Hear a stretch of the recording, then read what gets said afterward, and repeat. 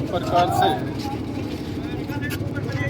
भाजपा सरकार की तानाशाही जो रवैया है उसको लेकर आज आमजन पे जो मुकदमे जो दर्ज किए, एक यहाँ पर सीमेंट फैक्ट्री के बाहर एक व्यक्ति की ये कहूँगा कि हत्या हो जाती है और जो लोग उनको इंसाफ दिलाने के लिए जो लोग आसपास के पूरे एरिया के लोग यहाँ आए और उनके खिलाफ फिर 8 दिन बाद में एक राजनीतिक दबाव के रूप उन 5-6 लोगों पे मुकदमे दर्ज किए, आमजन पे मुकदमा दर्ज किए। कितनी गलत बात। मैं इसकी कड़ी निंदा करता हूँ, कड़े शब्दों में निंदा करता हूँ। और जिस प्रकार से पुलिस और प्रशासन, हमारी पुलिस और प्रशासन से किसी प्रकार की कोई लड़ाई नहीं है, लेकिन लड़ाई वहाँ बन जाती है जहाँ पर ये आमजन को परेशान करते हैं, इस रूप में किसी के राजनीतिक दबाव के रूप में। ये कभी भी ना डॉक्टर राजकुमार शर्मा जी ने बर्दाश्त किया है, ना नवलगढ़ की जनता ने बर्दाश्त किया है। इनको मुकदमे वापस लेने ही पड़ेंगे। ये यदि ये सोचते हैं कि भाई हमारे पास पुलिस प्रशासन है तो यहाँ नवलगढ़ की जनता है, ये नवलगढ़ की जनता के बारे में ये जानते नहीं हैं। इसलिए मैं यही कहूँगा कि प्रशासन से और सीमेंट फैक्ट्री से कि इस प्रकार से किसी के दबाव में आके इस प्रकार से मुकदमे करवाना ये बिल्कुल गलत है।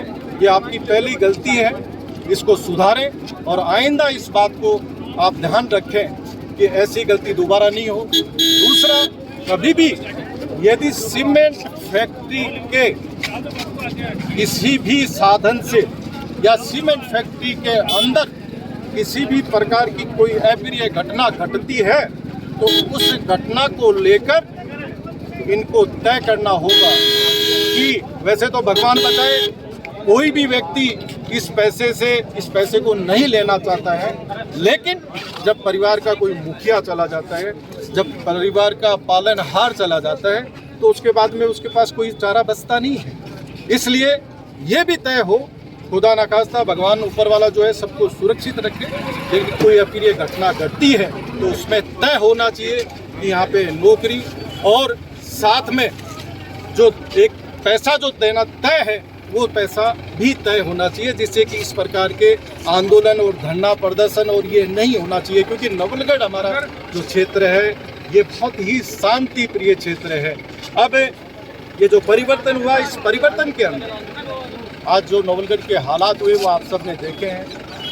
पानी, बिजली, शिक्षा, चिकित्सा, इनकी इतनी दयनीय स्थिति हो गई है। आप पूरे चाहे पंचायतों में चले जाएं, आप चाहे सभी नगर पालिकाओं में चले जाएं, ना किसी प्रकार की सफाई है, ना किसी प्रकार की कोई नालियां साफ हैं, ना कोई बिजली का जो है इनके पास कोई साधन है। आए दिन 5 घंटे 10 घंटे आम व्यक्ति परेशान हो रहे हैं, व्यापारी परेशान हो रहे हैं। बहुत दयनीय स्थिति है। हॉस्पिटल्स में आप जाके देखिए, आप सारे पत्रकार बंधु, चौथा स्तंभ है। मैं तो आपसे यही आग्रह करूंगा कि आप लोग एक बार सारे हॉस्पिटलों में जाके देखें, वहाँ ना डॉक्टर्स हैं। जो फ्री दवा जो थी वो सारी दवाइयाँ बंद हैं।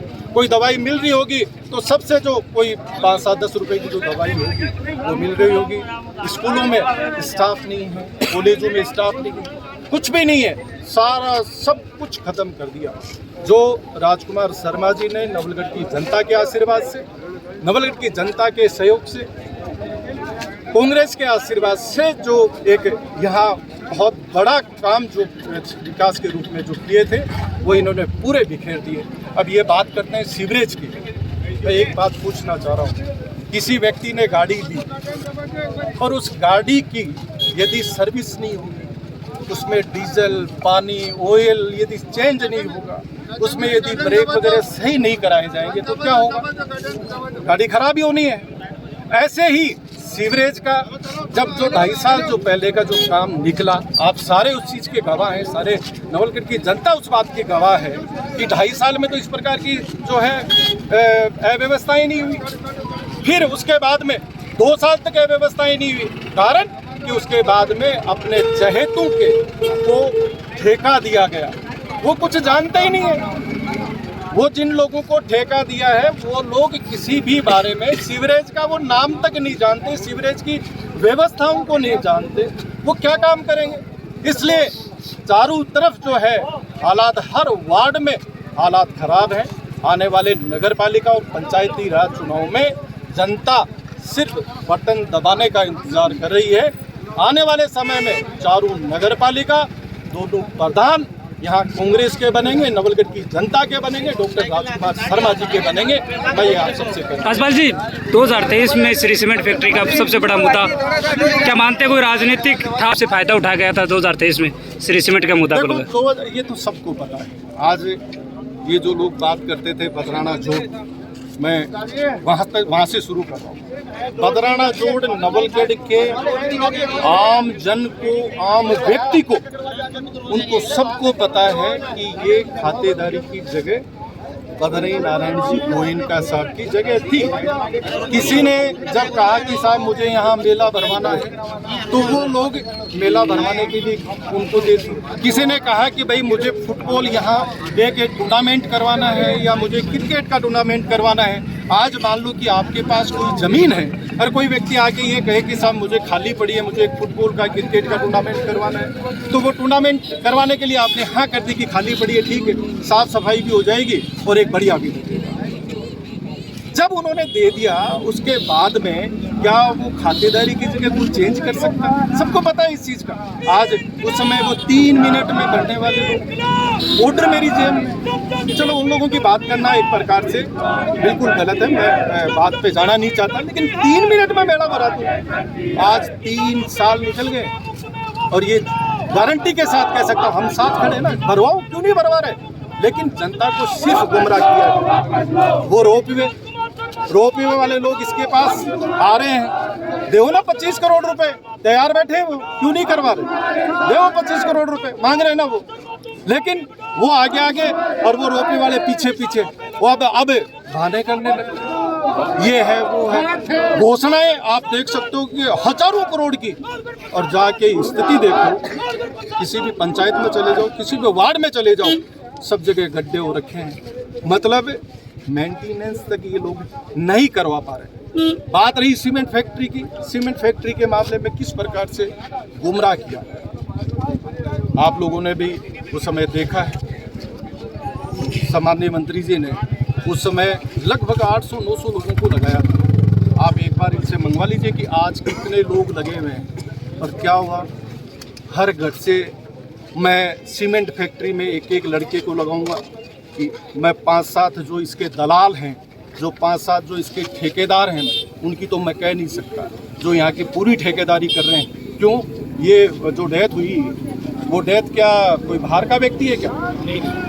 आज किसकी जिम्मेदारी है? आज जिम्मेदारी राजकुमार जी के साथ साथ आज वो यहाँ का विधायक है, पहली जिम्मेदारी उसकी बनती है। आना चाहिए, जोर से बोलना, उल-चूल बोलना, बोलने में हम भी बहुत बदले हैं, लेकिन ये संस्कार नहीं है। और रही बात, मेरे को सुना वो यूनिवर्सिटी वाला, यूनिवर्सिटी के में जाने के लिए पहला 12वीं पास करनी पड़े। 12वीं है कि नहीं? यूनिवर्सिटी में जाने के लिए पहले 12वीं पास करनी पड़ती है। और दूसरा, माने पता है यूनिवर्सिटी में तो जाते हो, लेकिन गाड़ा के पूछो मारने जाते, गाड़ा की सफाई करने जाते हो, चौकीदारी करने जानते हो, ठीक है, बिल्ली का भाग को छिको टूट को है कि नहीं। लेकिन मेन बात ये है कि ठीक है, परिवर्तन हुआ, चुनाव जो है हम लोग हारे, उससे कोई बात नहीं है। मन में दुख है कि किस व्यक्ति से हारे, वो एक चीज़ है। लेकिन सबसे बड़ी बात है, अरे कोई योग्य व्यक्ति हो, कोई अच्छा व्यक्ति होता, कोई राजकुमार जी से 2% भी, 1% भी, मैं तो कह रहा हूँ कि राजकुमार जी के लेवल का कोई व्यक्ति होता, कोई काम करवा पाता, तो हम इस चीज़ को मानते हैं। लेकिन आज सबसे बड़ी बात ये है, सारी व्यवस्थाएं जाचड़ के अंदर एक कार्यक्रम आप एक देख सकते हैं कि एक छोटा सा एक आह्वान है कि एक छोटे से आह्वान पे किस प्रकार से एक प्रकार से जनसैलाब उमड़ा है, किस प्रकार से जनता जनार्दन आई। ये मन की बात है। आपने हमेशा डॉक्टर राजकुमार शर्मा जी का भाषण सुना होगा, उन्होंने हमेशा एक बात कही है कि वोट मन का है, दिल का है, वोट कभी ये नहीं है मैंने ये दे दिया, मैंने वो दे दिया, मैं क्या जो फंड है, अरे फंड भैया तेरे घर से लाया है क्या? फंड घर से लाया है क्या? फंड तो सरकार का, जनता का है। आज ये जो पसीना अपन बहा रहे हैं ना, हर चीज का जो टैक्स दे रहे हैं वो फंड है ये। इसलिए किसी प्रकार की गलतफहमी पालने की जरूरत नहीं है, वो सारी चीजें निकल जाएंगी। ये बोलने का है मतलब इस प्रकार से उनको, जनता को इस प्रकार से बेइज्जती करना, जनता का अपमान करना। और इस 2.5 साल में, इस 3 साल के अंदर जो जनता का अपमान किया है, मैंने राजनीति में कभी नहीं देखा। और मैं दावे के साथ कह सकता हूं कि नवलगढ़ की जनता कभी भी अपमान को सहन नहीं करेगी। आने वाले, मैं फिर इस चीज को दोहराऊंगा कि आने वाले समय में चारों चेयरमैन और दोनों प्रधान नवलगढ़ की जनता के आशीर्वाद से डॉक्टर राजकुमार शर्मा जी की कांग्रेस के बने।